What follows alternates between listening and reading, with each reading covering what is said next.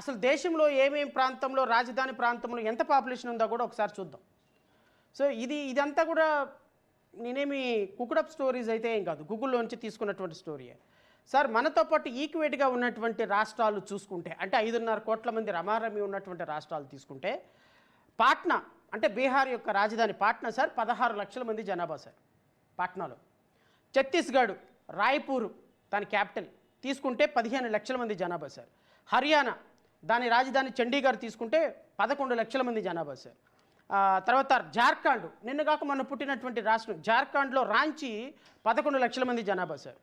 తర్వాత బెంగళూరు సార్ కర్ణాటక యొక్క రాజధాని బెంగళూరు 1,30,00,000 మంది సార్. ఏది ఆ ఒక్క సిటీ యొక్క పాపులేషన్ 1,30,00,000 మంది. మధ్యప్రదేశ్ భూపాల్ యొక్క రాజధాని భూపాలు 18 లక్షల మంది జనాభా సార్. మహారాష్ట్ర ముంబైది 2.8 కోట్ల మంది జనాభా. ఒక ముంబై క్యాపిటల్ సిటీ తీసుకుంటే 2.8 కోట్లు. తర్వాత తమిళనాడు మన పక్కనే ఉన్న చెన్నై రమారమి 70 లక్షల మంది సార్. తర్వాత హైదరాబాద్ తెలంగాణ వచ్చి 1 కోటి, అంటే 98-97 లక్షలు రమారమి.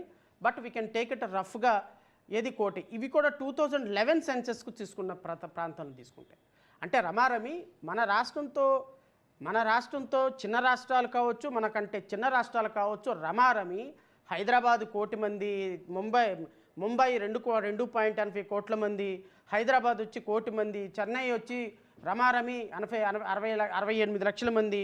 ఇట్లా దేశవ్యాప్తంగా ఏ క్యాపిటల్ని చూసుకున్నా రమారమి 60 లక్షలు, 70 లక్షలు, 30 లక్షలు, 40 లక్షలు ఉన్న ప్రాంతం ఉంది. కానీ 78,000 మందితోటి 5.5 కోట్ల మంది ప్రజలు నివసించేదానికి క్యాపిటల్ సిటీ నిర్ణయం చేయటం మీ అంత చేతగాని, మీ అంత చావలేని ప్రభుత్వం అని చెప్పడానికి ఇది ఒక ప్రత్యక్ష ఉదాహరణ.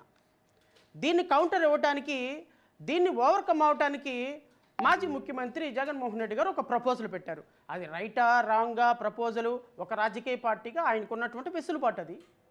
ఒక రాజకీయ పార్టీగా ఆయన రాజకీయపరమైన నిర్ణయం. మీరెవరు కాదనటానికి? మీ విధానపరమైన నిర్ణయం అమరావతి రాజధాని. ఎస్, అమరావతి రాజధాని. మీరు కేంద్రంలో పార్లమెంట్లో చట్టం చేయించుకున్నారు. హైదరాబాద్ రాజధాని, తెలంగాణ రాజధాని హైదరాబాదు. అది విధానపరమైనటువంటి నిర్ణయం. లేదు, ఇంకో రాజకీయ పార్టీకి ఇంకొక విధమైనటువంటి విధానం ఉంటుంది. వైఎస్ఆర్ కాంగ్రెస్ పార్టీ విధానం మావిగన్ అనుకుందాం. వాట్ ఈజ్ రాంగ్ అంటున్నాను నేను. మావిగన్ పెట్టుకోవటానికి ఒక రాజకీయ పార్టీగా ఆయనకున్నటువంటి అవగాహన, ఆయనకున్నటువంటి వెసులుబాటు ప్రకారం మావిగన్ అనేటువంటి ఒక ప్రపోజల్ పెట్టారు. What is wrong in that? మాజీ ముఖ్యమంత్రి జగన్మోహన్ రెడ్డి గారు చెప్పినటువంటి ప్రపోజలు ఆయన ఏమన్నాడు? గుంటూరు, విజయవాడ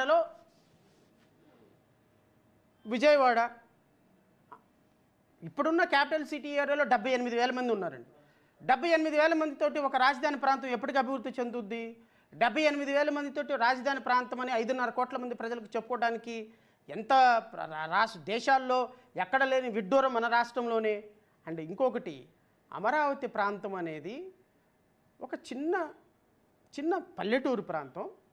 ఇది రాజధానిగా డెవలప్ అవ్వాలి అంటే, ప్రపంచ ప్రఖ్యాతి రాజధానిగా డెవలప్ అవ్వాలి అంటే రమారమి 2.5 లక్షలు 3 లక్షల కోట్ల రూపాయలు ఖర్చు అవుతుంది. రాష్ట్రం ఆర్థిక పరిస్థితుల్లో ఉన్న కారణంగా రాష్ట్రానికి ఇప్పటికే మీరు వచ్చినటువంటి 2.5 సంవత్సరాల కాలంలో రమారమి 3,60,000 కోట్ల రూపాయలు అప్పు చేసి పడేశారు. ఇంకా ఈ 2.5 సంవత్సరాల్లో ఇంకో 4 లక్షల కోట్ల రూపాయలు అప్పు చేస్తే ఇడిదిరిగి మొత్తం 15 లక్షల కోట్ల రూపాయలు అప్పు టచ్ అయ్యే అవకాశం ఉంటుంది. గత ప్రభుత్వంలో చేసిన అప్పు, ఈ ప్రభుత్వంలో చేసిన అప్పు. కాబట్టి ఈ 15 లక్షల కోట్ల రూపాయల అప్పుతో ఎప్పటికి రాజధాని డెవలప్ అవ్వాలి? ఏ విధంగా 97,000 మందా 73,099 మంది 73,099 మంది ఉన్నటువంటి ప్రాంతం ఎప్పటికి డెవలప్ అవ్వాలి? విజయవాడలో రమారమి 24 లక్షల మంది పాపులేషన్ ఉంది. గుంటూరులో రమారమి 9,84,000, అంటే రమారమి 10 లక్షల మంది పాపులేషన్ ఉంది. మచిలీపట్నంలో 2,82,000 మంది, రమారమి 3 లక్షల పాపులేషన్ ఉంది. అదొక 24, ఇదొక 10, 34 ప్లస్ ఇదొక 34 ప్లస్ ఇదొక 3, 39, 40 లక్షల మంది పాపులేషన్.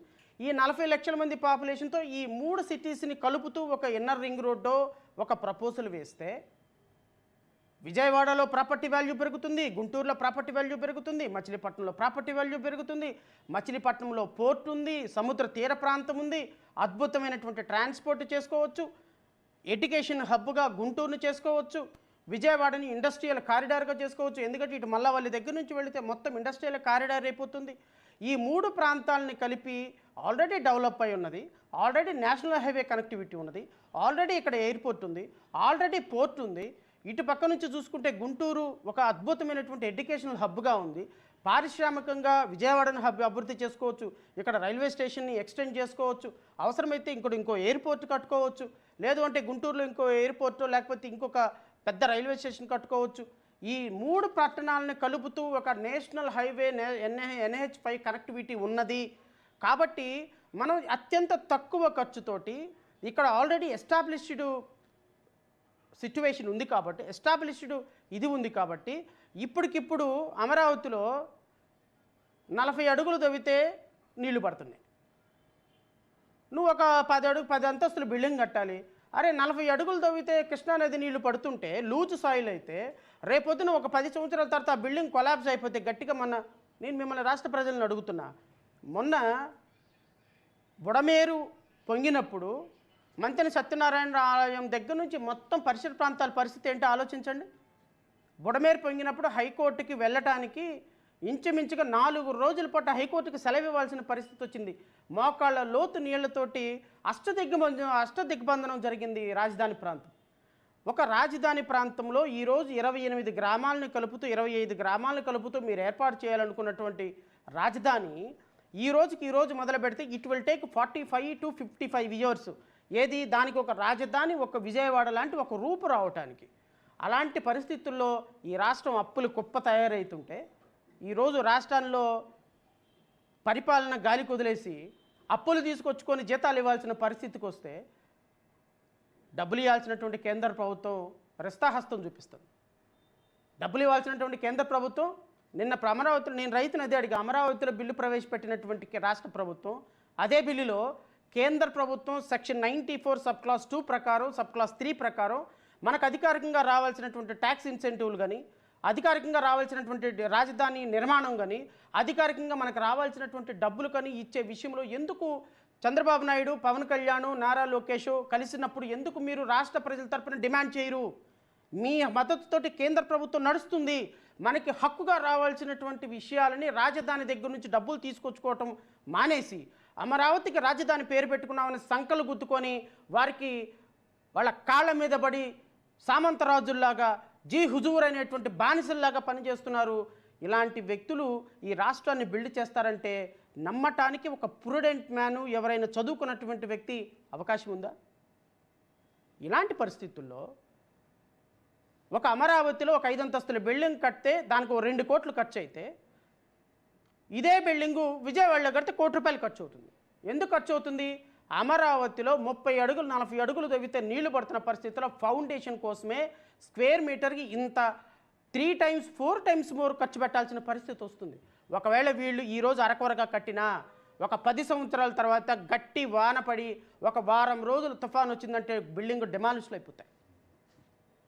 మీరు 40 అంతస్తులు 30 అంతస్తులు కట్టడానికి మట్టి పనికిరాదు. That was declared by the Sivaraman committee. In spite of that, ఇన్ని తెలిసిన రాజధాని ప్రాంతంలో భూములు దోచుకోవటం కోసం, రాజధాని ప్రాంతంలో లింగమనేని భూములు ఉన్నాయి కాబట్టి, రాజధాని ప్రాంతంలో హెరిటేజ్కి భూములు ఉన్నాయి కాబట్టి, రాజధాని ప్రాంతంలో మీ అనుచరుల భూములు కొన్నారు కాబట్టి, రాజధాని ప్రాంతంలో నారా లోకేష్, నారాయణ మీ అందరూ కూడా భూములు ఉన్నాయి కాబట్టి అన్యాయంగా రైతుల దగ్గర నుంచి 40,000 ఎకరాలు 37,000 ఎకరాలు రైతుల దగ్గర నుంచి తీసుకొని ఆ రోజు రాజధానిని మీరు అనౌన్స్ చేసిన రోజు మేమందరం సపోర్ట్ చేసాం. కారణం, ఒకసారి మ్యారేజ్ జరిగిపోయింది, తాళి కట్టేశాం. ఈరోజు తూచి నేను తాళి కట్టేశాను, తప్పుగా నా తాళి నేను తెంచుకెళ్తానంటే కరెక్ట్ కాదు. అమరావతి రాజధాని రైతులు మంచో చెడ్డో రైతులు భూములు ఇచ్చేశారు. అమరావతి రాజధానిగా చేసిన తర్వాత దాన్ని మార్చొద్దు అనేటువంటి మాట మేమందరం కూడా మాట్లాడాము ఆ రోజున. కానీ ఈరోజు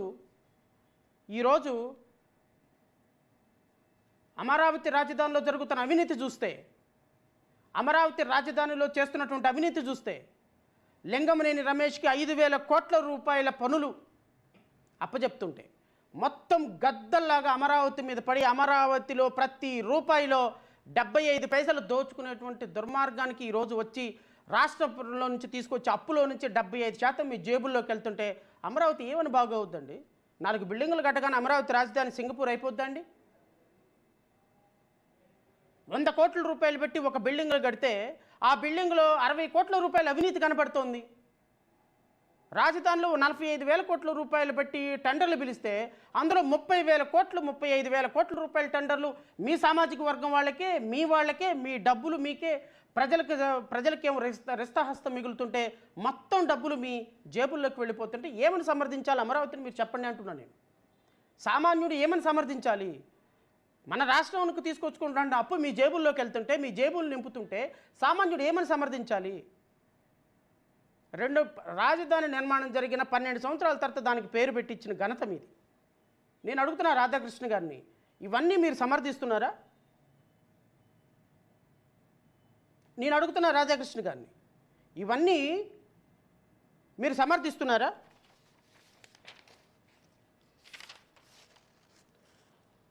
పన్నెండు సంవత్సరాల నుండి రాజధాని రైతులకి డెవలప్డ్ ఫ్లాట్స్ ఇవ్వకపోతుంటే కనీసంలో కనీసం అమరావతి రైతులకు రాజధానిలో డెవలప్డ్ ఫ్లాట్స్ ఈ రోజు వరకు 34,700 ఎకరాలు ఇచ్చిన రైతులకి డెవలప్డ్ ఫ్లాట్స్ నిన్న నారాయణ చెప్తున్నారు ఫ్లాట్లన్నీ ఇచ్చేసామని. ఎక్కడిచ్చారు చూపించండి. మీరు ఇస్తానన్నది ఏంటి? Developed flats. మీరు ఇచ్చింది ఏంటి?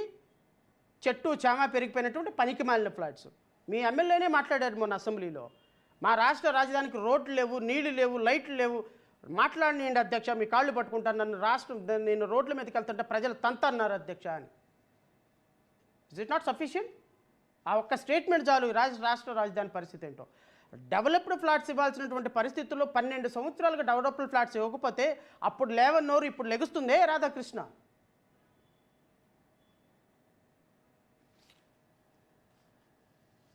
పన్నెండు సంవత్సరాల నుంచి కనీసం అమరావతి పేరు నోటిఫై చేయించుకోలేని అసమర్థ ప్రభుత్వం తెలుగుదేశం ప్రభుత్వం 2014 నుంచి 19 వరకు అధికారంలో ఉన్నటువంటి ఎన్డీఏ కూటమిలో ప్రభుత్వం పేరు అమరావతి పేరు నోటిఫై చేయించుకోలేనప్పుడు ఆ రోజు లేవన్నోరు ఇప్పుడు లెగుస్తుందే మీకు. Section 94 sub class 3 sub class 2 ప్రకారం ప్రెస్టేజ్ ఇన్స్టిట్యూషన్స్ ఇవ్వాలి, ట్యాక్స్ ఇన్సెంటివ్స్ ఇవ్వాలి, ఎడ్యుకేషన్ ఇన్స్టిట్యూషన్స్ ఇవ్వాలి, రాష్ట్రానికి స్పెషల్ ఇన్సెంటివ్స్ ఇవ్వాలి, సెక్రటేరియట్ బిల్డింగ్ కట్టాలి, అసెంబ్లీ బిల్డింగ్ కట్టాలి, హైకోర్టు కట్టడానికి, రాజ్భవన్ కట్టడానికి కేంద్ర ప్రభుత్వం మొత్తం నిధులు సమకూర్చాల్సిన సందర్భంలో ఈ రోజు వరకు 12 సంవత్సరాలు అయితే మట్టి నీరు ఇచ్చి ఒక 2,000 కోట్ల రూపాయలు మకాను పడేసి కొట్టుకు సావండి అని మాట్లాడుతుంటే అప్పుడు లేవనోరు ఇప్పుడు లెగుస్తుందే రాధాకృష్ణ గారు.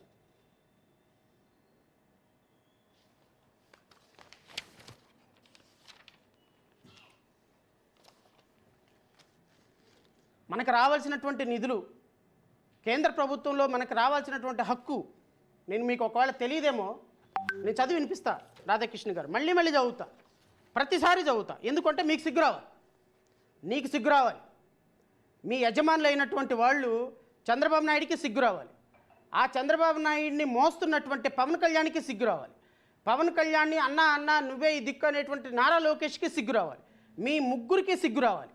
నారా లోకేష్, పవన్ కళ్యాణ్, చంద్రబాబు నాయుడు వీళ్ళ ఏజెండాను మోస్తున్నటువంటి నీకు సిగ్గు రావాలి.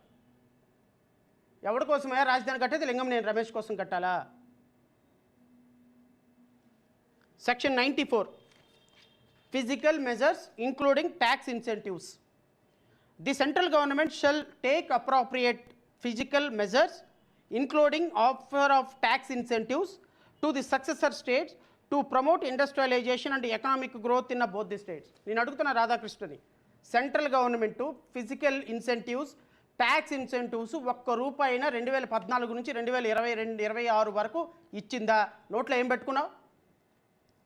నోట్లో ఏం పెట్టుకున్నావు? ఎందుకు మీరు డిబేట్లు పెట్టడంలా? ఎందుకు వెంకటకృష్ణ డిబేట్లు పెట్టడంలా? ఎందుకు రాధాకృష్ణ కాలమ్స్ రైట్లా? తొలి పలుక కనీసం మలి పలుకు కూడా లేదు నువ్వు మాట్లాడేదాంట్లో. తొలి పలుకు ఎటూ లేదు. తొలి పలుకు మాట్లాడే మీరు ఈరోజు కేంద్ర ప్రభుత్వాన్ని ఎందుకు ప్రశ్నించటం లేదు? 5.5 కోట్ల మంది రాష్ట్ర ప్రజల ఆలోచన, రాష్ట్ర ప్రజల కష్టం, రాష్ట్ర ప్రజల బాధలు, రాష్ట్ర ప్రజల కన్నీళ్లు, అబ్బబ్బబ్బబ్బ మీరు కార్చే ముసల కన్నీళ్లు ఎవరు? చంద్రబాబు నాయుడు ప్రతిపక్షంలో ఉన్నప్పుడు. చంద్రబాబు నాయుడు అధికార పక్షంలోకి రాగానే తూచి అదేదో సినిమాలో నేను ఈ సినిమా చూస్తుంటా నేను, జంబలక్కడి పంపనుకుంటా. ఆడొచ్చి డాక్టర్ దగ్గరికి టీచర్ దగ్గరికి వచ్చి, సార్ నేను హిందీ నేర్చుకుని వచ్చాను సార్ అంటాడు. హిందీ నేర్చుకున్నావా? అబ్బాబ్బా వెరీ గుడ్ రా, హిందీ నేర్చుకున్నావు. ఏం నేర్చుకున్నావురా హిందీ అంటే, ఇది రాయే అంటావని నేర్చుకున్నాను సార్ అంటాడు. అవునా, వెరీ గుడ్ రా, దగ్గరికి రా అంటానికి ఇది రాయే అంటావు. ఆహా, మరి అక్కడికి వెళ్ళి అంటానికి ఏమనాలి అంటే, అక్కడికి వెళ్ళి మళ్ళీ ఇది రాయే అంటాడు. ఇక్కడ ఇది రాయే ఒకటే నేర్చుకున్నాడు మనోడు. ఎదురాయే బ్యాచ్. ఆ ఎదురాయే బ్యాచ్లో రాధాకృష్ణ గారు అద్భుతంగా ఆ పాత్ర పోషిస్తున్నారు. ఆ టీచర్ ఎవరు? చంద్రబాబు నాయుడు గారు. ఎదురాయే అనే స్టూడెంట్ ఎవరు? ఇదిగో రాధాకృష్ణ గారు. ప్రతిపక్షంలో ఉన్నప్పుడేమో ప్రజల ఎజెండా, ప్రజల బాగులు, ప్రజల కష్టాలు, ప్రజల కన్నీళ్లు, ఎస్సీల మీద దాడులు, మహిళల మీద దాడులు, డబ్బులు, అప్పులు, కోట్లు. రాష్ట్ర ప్రభుత్వం మీద పోయని మసి లేదు, ఏడవని ఏడుపు లేదు.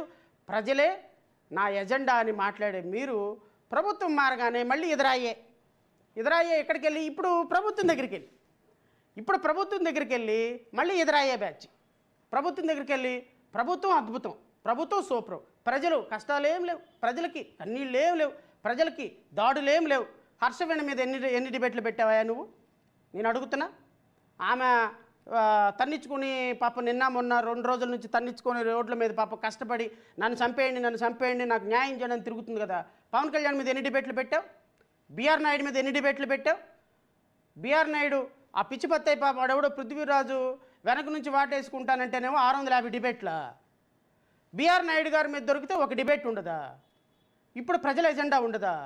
ఎస్సీల మీద దాడులు 268 మంది ఎస్సీలు మహిళలు ఈ రోజు వరకు వాళ్ళ మీద దాడులు జరిగి చనిపోయినారు. వాళ్ళు ఎందుకు దాడుల మీద ఎందుకు మీరు డిబేట్లు పెట్టరు? ఎందుకు తొలి పలుకుల్లో రాయరు? తొలి పలుకులు ఎందుకు రాయరు? ఈ తొలి పలుకుల్లో సెక్షన్ 94 ప్రకారం సెంట్రల్ గవర్నమెంట్ 12 సంవత్సరాలైన ఒక్క రూపాయి కూడా మనకి ఇవ్వకపోతే మీరు తొలి పలుకులు ఎందుకు రాయలేదు? మలి పలుకులు ఎందుకు రాయలేదు? ఎందుకు డిబేట్లు పెట్టలేరు? ఎందుకు ఇది రాష్ట్ర ప్రజల హక్కు కాదా అని అడుగుతున్నాను నేను. మా పార్టీ అడుగుతుంది మిమ్మల్ని, స్పష్టంగా సూటిగా మీ మీద ఎలిగేషన్ చేస్తుంది. మీరు రాష్ట్ర ప్రభుత్వం కోసం, రాష్ట్ర ప్రభుత్వ ఎజెండాల కోసం, చంద్రబాబు నాయుడు కోసం, అమరావతిలో భూబకాసురుల కోసం పనిచేస్తున్నటువంటి మీడియా తప్ప ప్రజల ఎజెండా మోసే మీడియా కానే కాదు మీది. మీరు నిజంగా ప్రజల ఎజెండా మోస్తే సెక్షన్ 94 కింద కేంద్ర ప్రభుత్వం మనకి ఈ రోజు వరకు ఇవ్వని వాటి మీద మీరు ఎందుకు ప్రశ్నించరు యాజ్ ఎ మీడియాగా? చెప్పండి దానికి సమాధానం. Number 2, the central government shall support the programs for the development of backward area in the successor states, including expansion of physical and social infrastructure. Social infrastructure, tax incentives, physical measures, అరే ఒక్కటి లేకపోయినా G Huzur అని సామంతరాజుల్లాగా వెళ్ళి మోడీ బూట్లు ఎప్పుడెప్పుడు దుమ్ము పడుతుందా అని నాకటానికి ప్రయత్నం చేసేటువంటి పవన్ కళ్యాణ్ మీద ఒక్క వార్త ఉండదు, ఒక్క పలుకు ఉండదు, ఒక పాట ఉండదు, ఒక డ్యాన్స్ ఉండదు, ఒక డిబేట్ ఉండదు. మాకు హక్కుగా రావాల్సిన వాటిని ఇవ్వండి అయ్యా అని మాట్లాడటానికి నారా లోకేష్ వెళ్తాడా లేకపోతే చంద్రబాబు నాయుడు వెళ్తాడా? ఒక్క మాట ఉండదు. నారా లోకేష్ వెళ్ళి నేను ఎప్పుడు ముఖ్యమంత్రి అవ్వాలి తాతయ్య, నువ్వు పవన్ కళ్యాణ్తో మాట చెప్పు తాతయ్య, మీరు ఒక మాట చెప్పండి పెదనాన్న అని అమిత్ షాను మోడీ గారి కాళ్ళు పట్టుకోవడానికి మీ జీవితం సరిపోతుంది. 5.5 కోట్ల మంది ప్రజల ఎజెండా మీకు అవసరంలా. ఇక్కడ ఉన్నటువంటి యువతకి ఉద్యోగాలు అవసరంలా. ఇక్కడ ఉన్నటువంటి యువతకి ట్యాక్స్ ఇన్సెంటివ్లు మన రాష్ట్రానికి అవసరంలా. మన రాష్ట్రం ఓడిపోయిన రాష్ట్రం, పారిపోయిన రాష్ట్రం, దగాపడిన రాష్ట్రం, పేద రాష్ట్రం. అమరావతి కట్టుబట్టలతోటి హైదరాబాద్ నుంచి ఇక్కడికి వచ్చామని మళ్ళీ ముసలి కన్నీళ్లు గారుస్తున్నారు అసెంబ్లీలో గౌరవనీయులైనటువంటి ఐటీ శాఖ మంత్రి గారు. మీ ముసలి కన్నీళ్లు పక్కన పెట్టేసి సెక్షన్ 94 ప్రకారం చొక్కా పట్టుకొని మోడీ ప్రభుత్వాన్ని అడగండి స్వామి.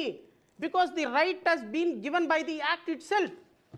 Why you people are not asking? And it's not mere asking, it is a demanding. You must demand. ఎక్కడ ఉంది? ఆయన వచ్చి ఒక వాటర్ బాటిల్ను ఒక మట్టి తీసుకొచ్చి మట్టి అను వాటర్ బాటిల్ ఇచ్చాడంట. వీళ్ళు పొంగి పులిసిపోయినారు. వీళ్ళందరూ కూడా పులిసిపోయి అమరావతి అజేయం. నేను అడుగుతున్నా రాధాకృష్ణ గారు, నీవేం మీకు గుర్తురావా? పవన్ కళ్యాణ్కి జేబులోంచి తీసి ఒక చాక్లెట్ ఇవ్వగానే ఆయన ఉప్పి తబ్బిపోయినాయి.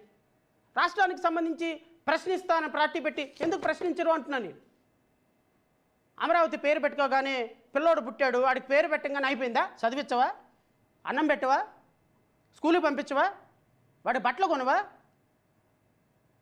ఎవడు చూస్తాడు? రోడ్డు మీదకి వదిలేస్తావు, పేరు పెట్టాను, గెటౌట్, వెళ్ళిపోరా, నీ బతుకు నీ బతుకు. Amaravati self sustained city. Self sustained city అయితే 45,000 కోట్లు 50,000 కోట్లు అప్పు ఎందుకు తీసుకొస్తున్నారు స్వామి? సెల్ఫ్ సస్టైన్డ్ సిటీ అయితే ఒక బిల్డింగ్ కట్టడానికి 200 కోట్లు 300 కోట్లు ఎందుకు ఖర్చు పెడుతున్నారు స్వామి? సెల్ఫ్ సస్టైన్డ్ సిటీ అయితే.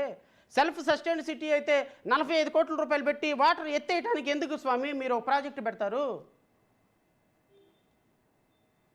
అమరావతిని అడ్డం పెట్టుకొని డబ్బు సంపాదించేటువంటి ప్రయత్నం మీ మీడియాలే ప్రబలంగా చేస్తున్నాయి. ఈ దోపిడీని ప్రొటెక్షన్ లాగా, ఈ దోపిడీని సెక్యూరిటీ గార్డుల్లాగా, మన ఇంటి ముందు డాగ్స్ ఉంటాయి, ఎవరిని రానియకుండా మొత్తం కాపలా కాస్తాయి. అలా మీ media channels ABN, TV five, Maha TV, ETV Telugu Desam ప్రభుత్వాన్ని, కూటమి ప్రభుత్వాన్ని అలా కాపాడుతున్నాయి.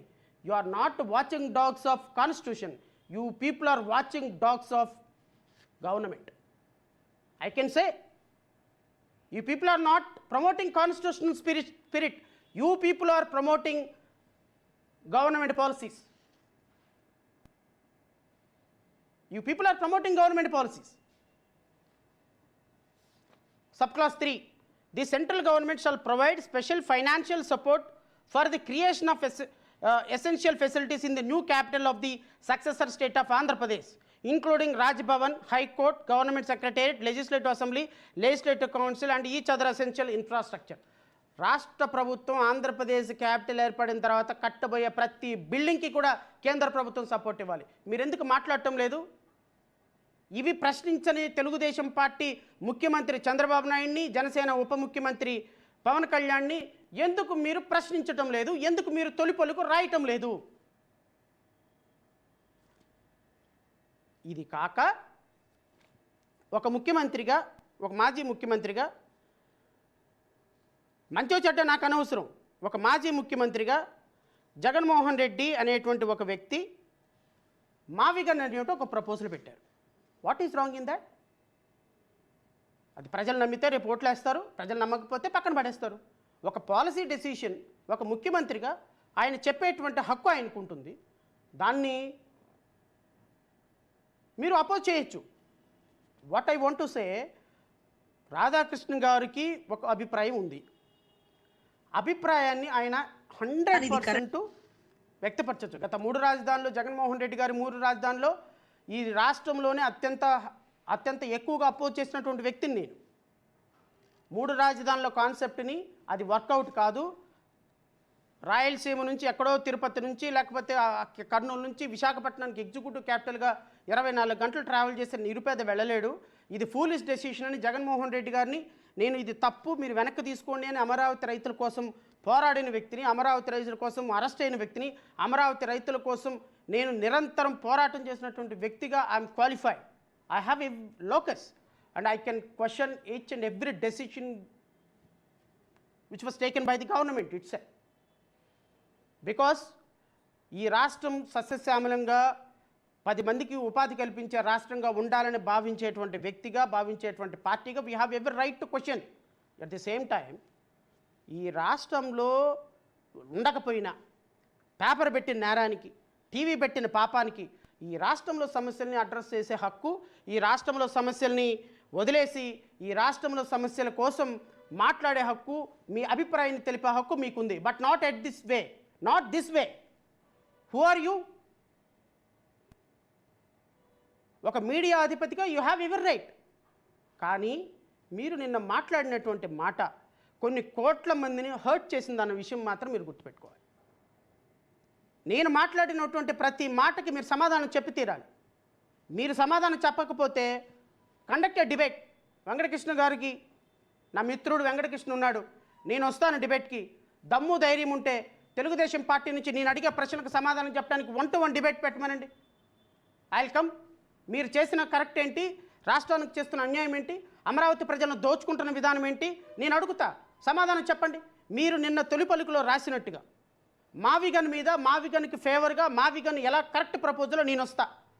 దమ్ము ధైర్యం ఉంటే మీ ఏబిఎన్ ఛానల్కి పిలవండి డిబేట్కి నన్ను. మావిగన్ మీరు అమరావతిని ఎలా దోచుకుంటున్నారో నాకు తెలుసు, నేను వస్తా. అమరావతి కరెక్టా, మావిగన్ కరెక్టా, పబ్లిక్ పల్స్ ఎట్లా ఉంది, ఇది ప్రపోజల్ కరెక్టా కాదా అనే దాని మీద నేను యాజ్ ఎ పార్టీగా యాజ్ అన్ ఇండివిజువల్గా I'm ready to come for a debate. మీరు దమ్ము ధైర్యం ఉంటే, మీరు నిన్న చిలక పలుకుల తొలి పలుకులో రాసినట్టుగా కరెక్టే అయితే డిబేట్ పెట్టండి. మంచి ఏంటి చెడు ఏంటి ప్రజలకు వాస్తవాలు తెలుస్తాయి. అది వదిలేసేసి ఇట్లాంటి పిచ్చి కూతలు కూస్తారా?